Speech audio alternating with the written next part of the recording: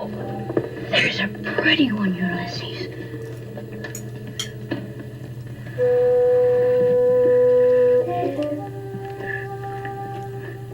There it is. Hello, BookTube. I'm Shawn the Book Maniac. Welcome back to my channel. I am here with a very special guest, Bob the Bookerer from the UK. Welcome to my channel, Bob. Hello, thank you. Thank you for having me. How lovely. Yes, it's very exciting. Shawn and I were just chatting just sort of before this, that this is very weird for me that Shawn is a real human. Well, I wouldn't go so far. I mean, the jury's still out. The night is young. You may change your mind again. This is just a projection. It's a very sort of detailed bit of technology. Seen The Wizard of Oz? Yeah. And I wanted to have Bob on my channel, and I've actually got a special request from a subscriber to have Bob the Bookerer on my channel. And I think one of the first things that I want to talk to him about is why he chose such a tongue twister of a channel name, Bob the Bookerer. So I had this whole sort of thing with, part of me now almost regrets this name, especially at the beginning. I didn't know if I was going to do sort of one video or kind of carry it on for a while. And a lot of it was also holding myself accountable to actually read all the Booker Prize shortlists. And I thought, like, if I put it out there publicly, I probably can't step away from it as easily. Then I was like, Booker. And then I kind of liked the idea of adding an extra on it. So I remember a few years ago, this is a bit of a tangent, but it gets somewhere. So I remember passing like a fruit wholesalers, and I was just like, why is it called fruiterer? Like, that is a weird word. And I remember asking my dad, and he was like, oh yeah, no, that's just the word. I'm like, but no, wouldn't fruiter make more sense? Like that surely they have fruit. What's the extra from? Like, I don't get where that comes from. And he was like, no, that's just the word. And so I was kind of a little bit obsessed already with fruiterer as a ridiculous word. And then obviously following the Booker Prize, I'm like, okay, I can't go with Bob the Booker because the prize is the Booker. And I kind of like the idea of the extra ER. But then I also kind of liked that if I gave up midway on the Booker Prize, I could still claim it was just like book. Like, so that was kind of to sort of safeguard a little bit there that I might give up more on the Booker Prize. Also, as I was kind of coming up with it, have you watched 30 Rock, the TV show 30 Rock? No, I don't think I ever have. There's a whole scene in there about, there's a film called The Rural Juror. It's kind of an ongoing joke because nobody can understand what this character's saying because it's like rural juror in a North American accent.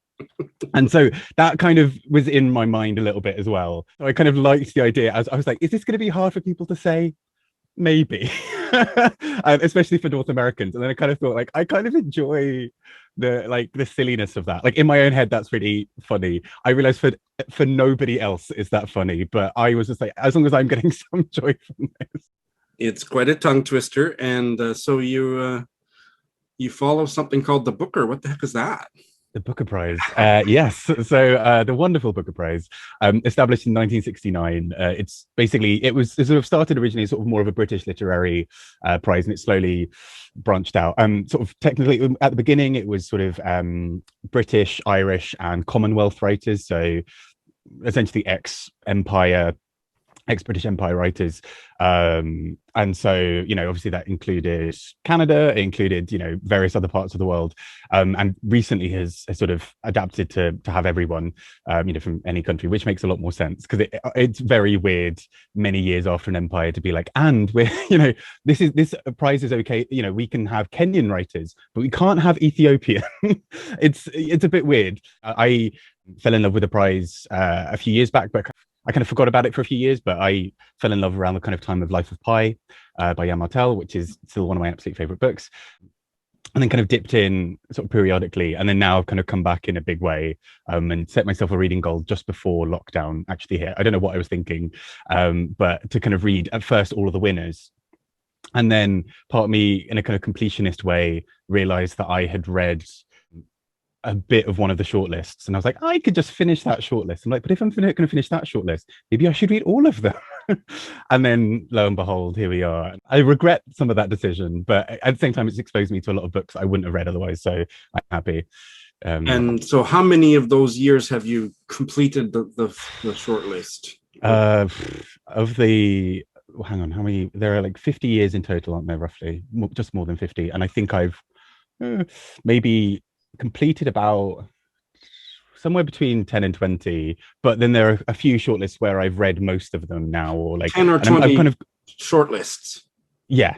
Wow, that's a lot. But yeah, but then a few of the shortlists where I've read kind of 2 or 3 or 4 of the 6 or whatever, and I've kind of got like a plan in my mind for how I'm going to sort of tackle the rest of them. But I am very aware now that it's kind of dominating my TBR, and I do occasionally have to remind myself that other books exist, which is, you know, nice. It's good to remember that that's a thing. Well, speaking of things, I think that what's going to emerge quite spontaneously and ingeniously out of this conversation is we're going to make the Booker passé and announce the debut of the Bookerer. Yes, Bookerer I'm proud. prize. I offer no prize money, but I'm happy to judge it.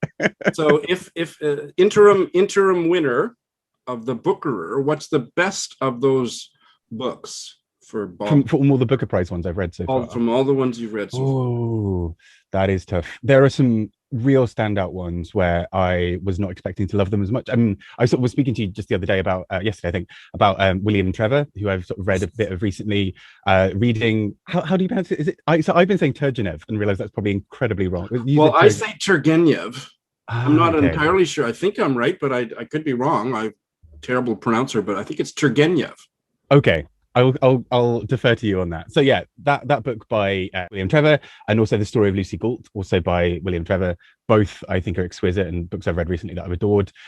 Completely fell in love with Iris Murdoch's The Sea, which I just think is like just exceptional. And then there was a winner from a few years ago, which was George Saunders with Lincoln in the Bardo, which for me is just such a mind-blowing book that I can't believe that I don't always talk about it. Actually, I kind of forget it exists. And then the other day, a friend was just sort of asking me if I'd read it because she read it and adored it, and it brought all of it back. There are so many good ones. I mean, the early 70s of the prize, I think, were fairly dominated by a lot of like very, very British novels. Some very successful, some like, oh no, the empire is gone and we're very sad. And so there are some where I'm like, I have read it. That is a thing I have done. Not necessarily sure if it was how much I enjoyed it, but that's part of the reading experience, right? You come across things that you don't necessarily like, but you find something in them at least. So. Well, you've mentioned some books that I very much agree with you on, and some that I very much had the opposite experience. So for me, the sea was a bale. Fair enough. I couldn't stand. I mean, the writing was beautiful, and I mean, it was so well done. But I don't usually need to like the characters, but I found these characters so despicable that I was doing a group buddy read of 2 other booktubers, and we all bailed. Really? Yeah. I wonder, because I listened to it as an audiobook, and I do wonder if my experience would have been slightly different if I was physically reading it as well, because the audiobook was Richard E. Grant, and he often plays kind of cad kind of characters like that, and so part of that felt really right. It felt a little bit like his character in With Nell and I, the film, if you've seen it. He's just, I mean, in With Nell and I, he's basically just like a sort of foppish, caddish kind of drunkard, and it kind of fits the sea in some ways, of him just sort of being like this horrible man who's clearly trying to convince you that he is right in the sea, but is just perpetually awful. With books like that, sometimes I think that I should go back and try them another time, and that I'm kind of pouting and kind of having an inner tantrum about how much I hate the characters.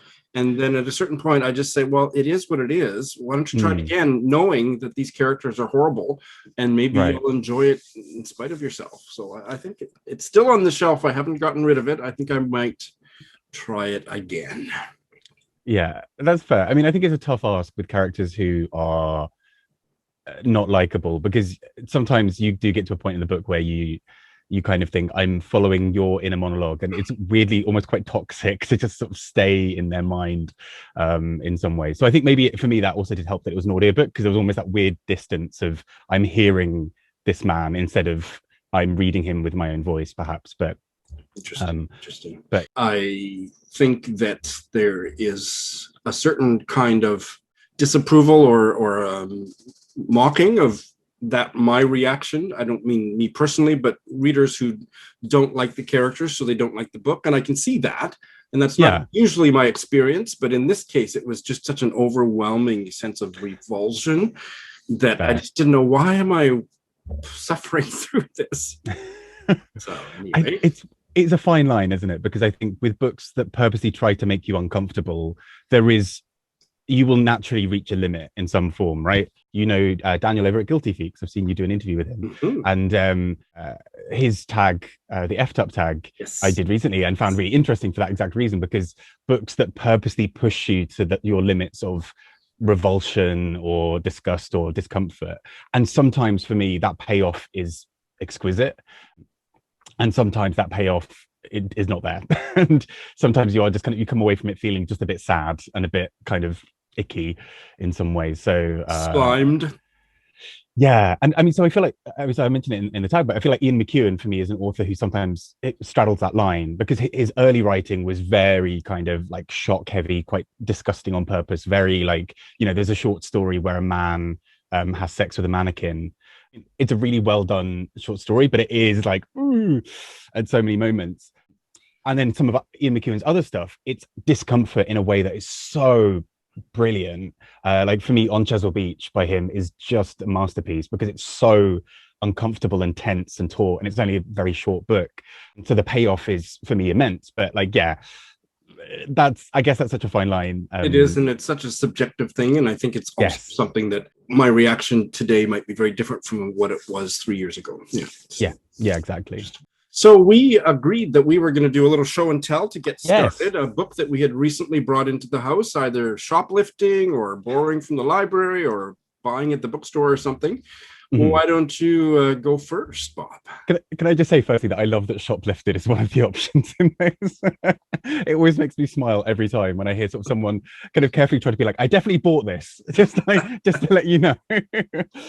So there is one that's technically more recent than this, but this is the one that I really want to talk about a lot more. Great. So I kind of prepared three, because I was like, there's like a couple that I got from the bookshop recently, and then one that arrived from like a subscription, like a queer book subscription service, which also sounds really interesting. But this is a book that I heard a podcast about and really love what I've read of the author before. And that's Everybody by Olivia Laing. And it's signed as well, which is nice, from my little local bookshop.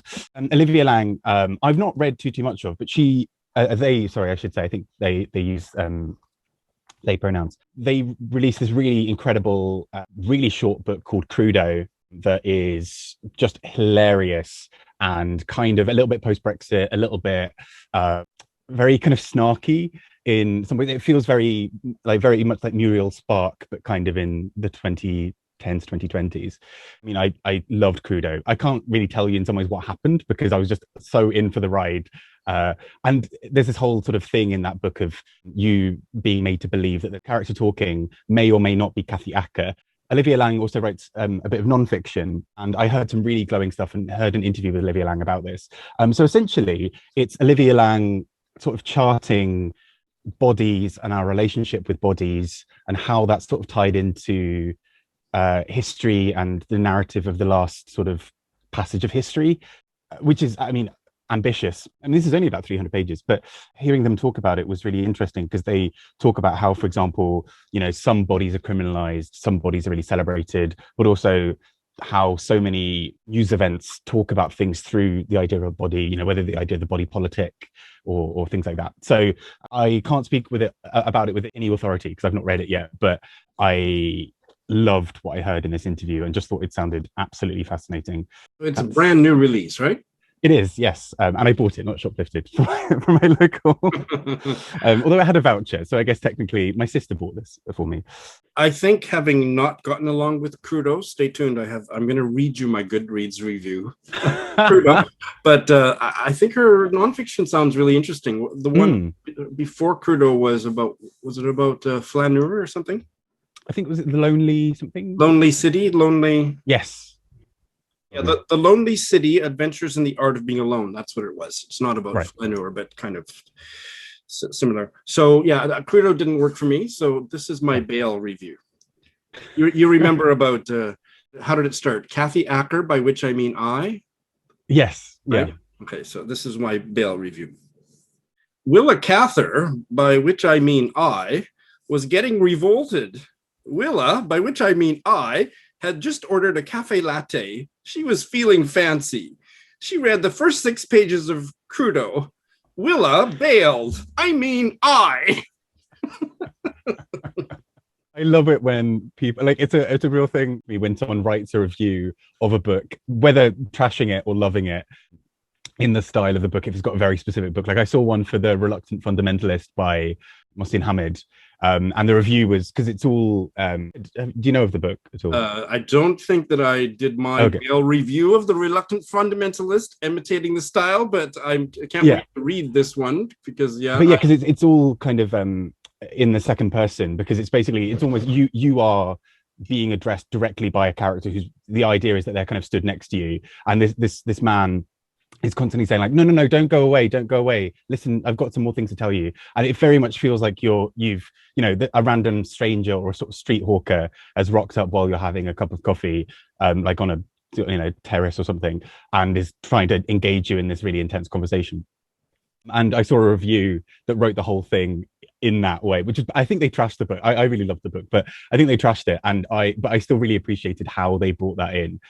And the same for Ducks Newburyport. I saw someone do a whole kind of like the fact that this book is incredible. The fact that I did one like that too. My bail review of Ducks Newburyport was like that. No, literally one of my favorite books. We've got to find some books we agree on. I'm sure they must exist. No, that's fair. In fairness, with Crudo, I think, again, because I listened to it as an audiobook, and it's about 4 hours long. It's read by Olivia Laing, and I was just like, I don't really know what's happening, but this is hilarious. And so for me, it just feels like that kind of very British snark, again, kind of Muriel Spark kind of style of just like really kind of like, oh well, what's the bother in that? Kind of, and it feels like people I know. I feel like it feels like some kind of sort of drunk aunt. For me, that it was great, but fair enough. Maybe if you using the drunk aunt analogy or descriptor, maybe it hit a little too close to home for yours truly. Fair enough. I have one that I think you'll be interested in. You may even have read it already. This is Infect Your Friends and Loved Ones by Tóibín. I've heard about this. I loved Detransition Baby, and so yes, like, what else has she written? And that is one of the most incredible titles I've ever heard. And definitely Detransition Baby is one that we do deeply agree on. So I just got this. She self-published 2 other novellas, both in 2016, and this one I could get pretty much overnight from an online bookseller that we don't mention in polite company. So I just came into the house the other day, and it's like 70 pages. Oh, nice. I'm really intrigued to see what else she's written, because I love her kind of caustic, funny style from Detransition Baby. And if I would love, I'm kind of really intrigued to see what the kind of predecessors were like, when she was still perhaps honing that craft a bit, or that's right. I think she's such an exciting writer. Yeah, it was such a startlingly revelatory read, Detransition Baby, and it was moving. It was transformational for me. It was the deepest I'd ever gone into the trans experience in my reading. Made a whole bunch of connections for myself, connected it up to a whole bunch of other gender politics. I loved the gender politics of it. And the characters just were incredible. So good. Loved the writing. Yeah. And I've seen Tóibín on a few Zoom kind of interview type things, and she's amazing. So the protagonist here is Lexi. And she says, in the future, everyone will be trans.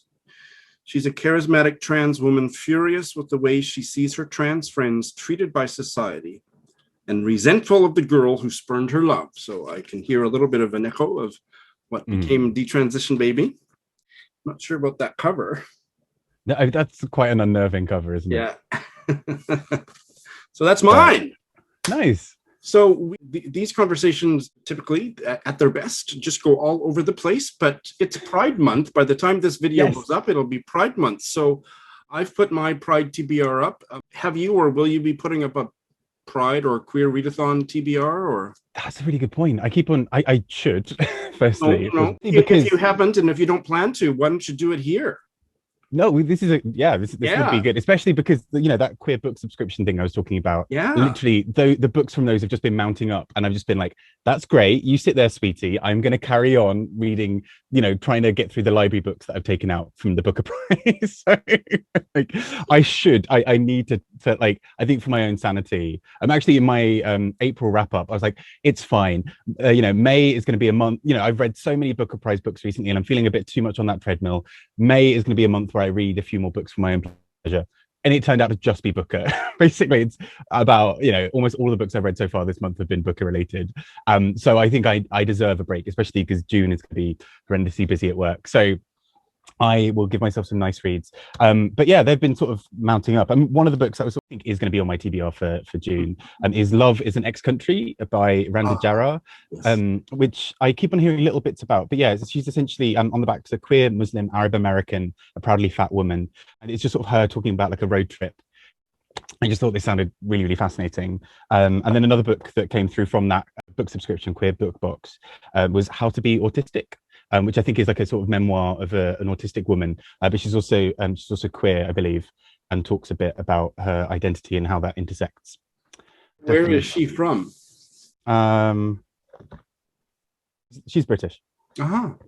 I haven't actually really flicked through properly, but there are little bits, including like a little picture of a ghost, which is fun.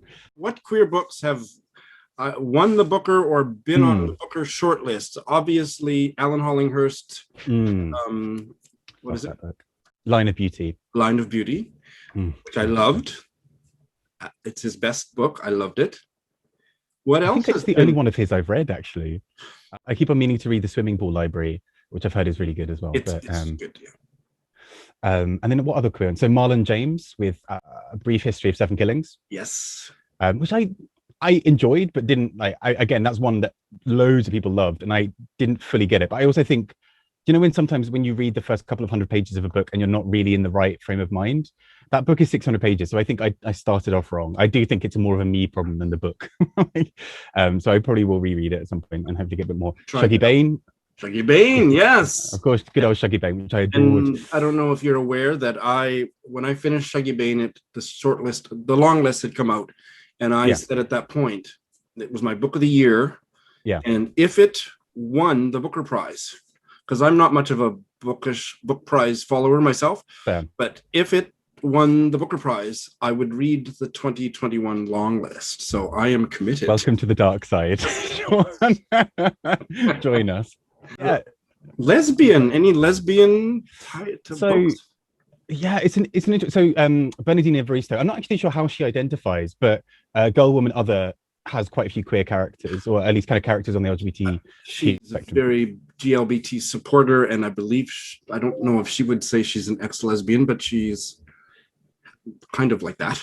I've heard her say that in sort of interviews, but I also don't know how she identifies now. Right. So I always sort of hesitate when I'm like kind of queer winners of the Booker Prize. I'm like, do I mention Bernadine? Because I don't know how, I don't know how public she's been about it. I think she'd be okay with queer, but I don't want to speak for her. But yeah. And it's interesting. There have sort of been a few others here and there that didn't necessarily win, but kind of, so Sarah Waters has been shortlisted a few times. I've still never read any of her books, actually. I know I would love them. That's the thing. I've literally had a copy of Fingersmith since it came out and have never come around to it. I will eventually read her. And I have to now because of the Booker Prize. Ali Smith has kind of a lot of kind of queer or kind of bi relationships and kind of characters in her books as well. Colm Tóibín as well, with some exquisite books like the Blackwater Lightship. For me, is just like mind-blowing. I haven't read that one. I hear it's good. The first one I read by him was The Story of the Night. Oh, I've not read that. It was one of his early ones. It was good, but it was not great. And I read it 25 years ago or something. But more recently, I read Brooklyn, which was amazing. Oh, I've still not read that. I've heard that's really good. Really good on audio. Oh, nice. Yes, I will track that down. Are you expecting any queer books to be on the Booker long list this year? Ooh, good question. Yes. I'm hoping that Detransition Baby makes it there. I think it deserves to be on that long list, quite frankly. Just for me, it's just such a stunning book. I already know it's going to be one of my books of the year. I just know it. It's, I was saying this last night during Eurovision. I mean, like there was a particularly good song, and then every song that came after, I was like, this is good, but it's not France. And I kind of had that for a few books after Detransition Baby, where I'm like, Me too. so this is really good. However, Detransition Baby did something for me that was groundbreaking. I think The Prophets by Robert Jones Jr. As well. I mean, for me, if that doesn't make the long list or the short list, what's happening? If that doesn't win, I would. I mean, okay, if it doesn't make the shortlist, I'd be very surprised. I can see maybe something else potentially taking it down when it comes down to the wire for the winner. But I think The Prophets is just such an exquisite book. It's like nothing I've read before. It's so deep and in depth, and it's also a book that I'm really excited about the idea of rereading and kind of getting more from. You are in the majority with that opinion. I was a little bit underwhelmed, but I thought there were things about it that were absolutely stunning, but it didn't quite work in total. I felt it was a bit overhyped. Like, I think if I'd read it without the hype, probably my estimation of it would be higher too. Some books just they go a little too crazy with the hype, the advanced hype. So I was so excited about it that increased my disappointment. If I had no expectations, I think I would have been more impressed. Yeah, I think I was quite lucky in the sense I read The Prophets quite early when there'd been a bit of buzz, but it wasn't all out praise for it. And so I think maybe I enjoyed it slightly more because I didn't have as many expectations. I was really worried about that going into Detransition Baby because I was reading it around the time when everyone was like, this is the best book ever. And luckily I loved it. I would not be upset to see it on a prize list. I would don't think it's necessarily deserving of the prize, but as of a nomination, I think so. It's a book that people should read. And most people have a more positive view of The Prophets than I did. So what the hell do I know? Yes. The interesting thing, so somebody's Goodreads review for Detransition Baby described it as being not in front of the cis, as in like conversations trans people would have with each other when cis people weren't in the room. And that really stuck with me when I was sort of thinking about the book afterwards. And like that's how it feels. Like there's something in the way that sometimes when you read, for me, reading some queer books where it feels like it's just kind of a set of queer characters talking to each other. And it's really interesting seeing other people's reactions because some people don't like can never quite penetrate that. But for me, reading it, I'm like, this is incredible. Like this is how I talk with my friends. Myself, not, I don't identify as trans, but I kind of, part of that sort of rubbed off on me, of that kind of feeling of like, here's the kind of in-group speak, the kind of backstage conversation. It was stunning. Well, I would like to ask you to tell me about some of the books that were personally very influential on you as a gay man from years past. Yeah, there were quite a few. And I was sort of thinking about this sort of recently because I sort of did a little video about me sort of turning 32 and kind of looking back over bits of my life, and kind of part of me, it was really fun for me because every time I would look back on a book, I'm like, oh yeah, that book was also had a bit of a queer subtext. Oh, and so did this one. And it's interesting that the books that sort of stuck with me were ones that spoke to me sometimes somewhat subtly. So even a book like, for example, Kavalier and Clay by Michael Chabon, which isn't explicitly queer, and I think the author is straight, but there's a kind of a queer character who kind of their feelings of longing and desire and of kind of insecurity really struck me. And that's, I think, part of the reason. I mean, I adore the book for many other reasons, but part of the reason I adore that book was for that. And so it's really interesting for me going back and thinking about every book I've loved, and there is some kind of queer subtext, either directly through queer characters or through a kind of queer icon kind of thing of having a powerful female character who in many ways embodies things that queer characters wouldn't be allowed to do in terms of owning her sexuality or whatever. And so one that I did sort of bring it, get it ready because I thought it might be a book that I'd probably end up talking about, because I always end up talking about it, is The Kryptonite Kid by Joseph Torchia. And sorry, I haven't read that one, but I used to have another book by him on my shelf. This one? Yes, I used to have that exact edition, and I never read it. I found this really interesting because this is a book that I can't remember how, but my sister just had this, and she kind of enjoyed it, and I think passed it on to me as like a kid. I must have been 12, 13 or something. There's this kind of character called Jerry Chariot, and obviously Chariot, Torchia, like that's an anagram. And so this character is obsessed with Superman and writes him letters. And, sometimes epistolary novels can be a bit tiresome, just like, here's another letter. But for me, what's so special about this is there's this really subtle undertone of kind of queer longing and desire, where because at first he wants to be big and strong like Superman. And you're like, okay, this is sort of average child fare. Like, this is what kids often have their little idols and they want to be like them. But you kind of increasingly realize this Jerry wants to be like Superman because he wants to be strong so that bullies don't pick on him, and he wants to be strong so that nobody notices him, and he wants to and then you also realize he's kind of got a bit of an obsession with how Superman looks and seems to be kind of attracted to him. And there's this sort of almost dream sequence later on where he kind of jumps out of a window thinking he can fly and sort of breaks various bones. And the sort of dream sequence almost of him going through that, this almost his fantasy of him flying, is him kind of reaching out and getting closer and closer to Superman.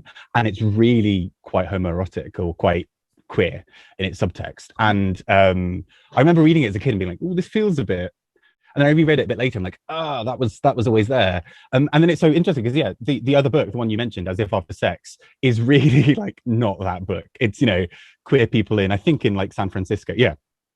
Queer characters in San Francisco going around sleeping with each other. Like, I think it's just sort of maybe pre-AIDS crisis.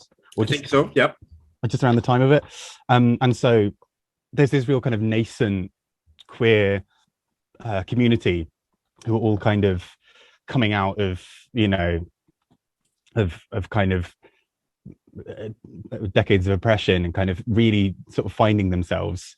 And it's interesting reading these as like a twosome of kind of, the kind of queer longing and desire from like a kid's perspective, idolizing these men, and then like the adult man living that, of kind of going around sleeping with everybody. And, so that, I mean, I only read As If After Sex, his second book, a lot later. But for me, it was so, I think things like The Kryptonite Kid were books where I sort of slowly started to see myself and realized what kind of characters I was identifying with and which ones I wasn't. And I kind of mentioned it, I've got it somewhere in the other room, but when I was at school, we had this incredible English, both of my English teachers were incredible, and we had them for quite a few years in a row, so we got to know them quite well. And I was probably I was a really irritating kid. One of my English teachers was quite obviously queer in some form, and didn't really hide it too much, but he introduced us to literature in a way that was so game-changing for me as like a 17 or 18-year-old. So, he introduced us to Carol Ann Duffy and her poems, particularly the collection The World's Wife, which reimagines so many women in history. For example, either imagine the wives or the kind of partners of famous male figures, to the women who kind of were forgotten in history, but also sometimes gender flips men in history. And including, for example, at one point, a poem going into Myra Hindley, like imagining being in Myra Hindley's head. I don't know if that means, I realize that's maybe very British, but Myra Hindley was a serial killer in the UK. The collection is so powerful because it talks about sexuality and gender in a really, for me, quite transformative way. And so there's us as like this little, 17, 18-year-old kind of group of students like learning literature. And our teacher is just like, right, so here is a queer woman doing gender flips. Here is this other kind of queer text here. And without realizing, kind of really, I was able to find my voice as a young queer man in a way that I did not realize at the time.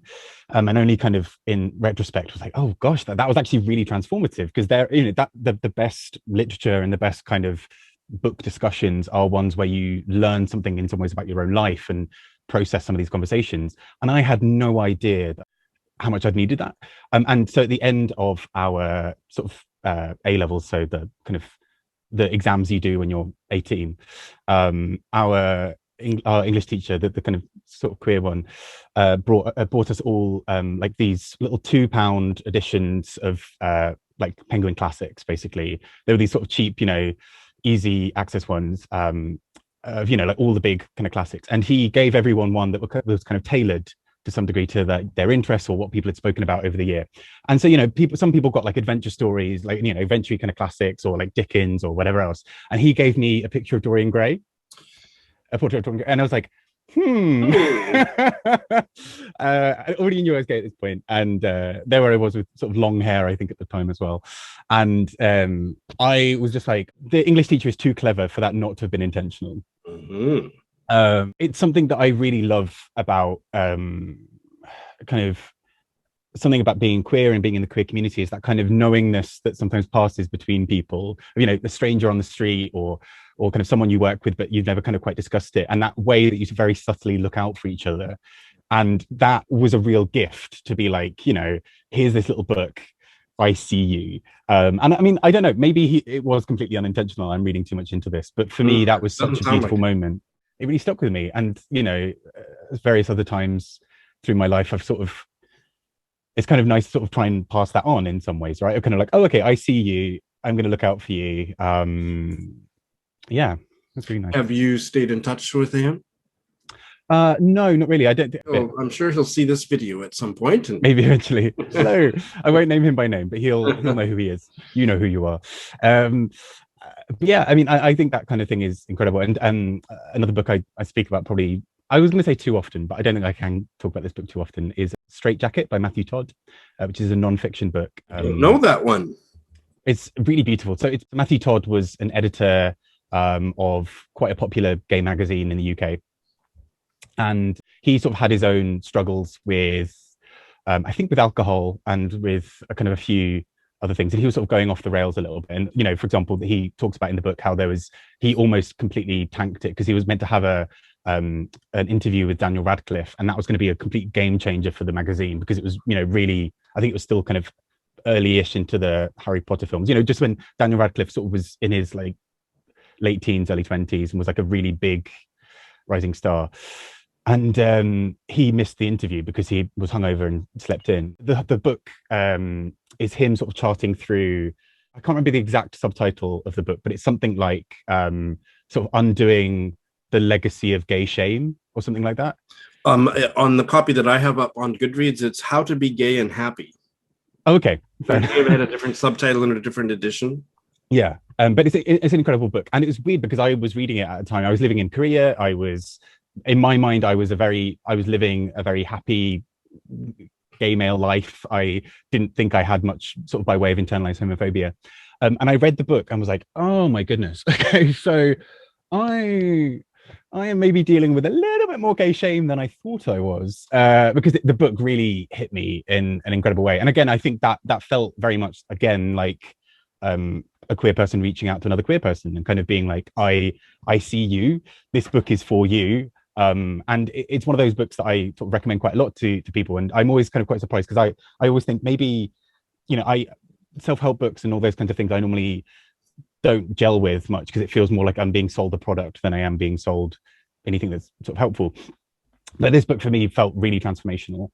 And yeah, friends of mine have also sort of gotten a lot from it. So for me, I think if the sort of early sort of stuff of being 17 or 18 and learning, you know, having sort of queer literature around me was kind of an initial stage, this was sort of the next step that I needed, that I didn't know I needed when I was about 26, 27.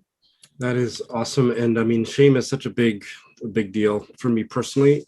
And part of that is because I'm gay, but shame is not, we don't have a monopoly on shame in our community, but it's certainly a big thing. And so because you mentioned that, I'm going to mention one that helped me. And that is by a gay Jewish psychotherapist, because I'm a little bit allergic to self-help too. I wasn't so allergic to self-help when I read this book, but it's from about 20 years ago or maybe a bit more. His name is Gershon Kaufman, and it's Coming Out of Shame, Transforming Gay and Lesbian Lives.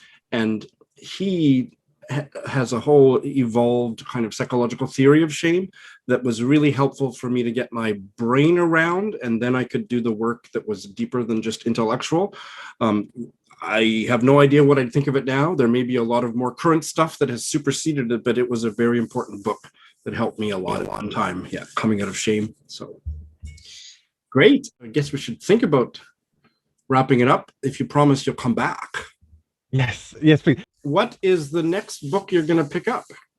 So I'm reading Piranesi at the moment by Susanna Clarke, sort of working my way a little bit through the women's shortlist as well. And that's also a book I've been meaning to read for a really long time. I feel like it would very much hit the kinds of things I would like.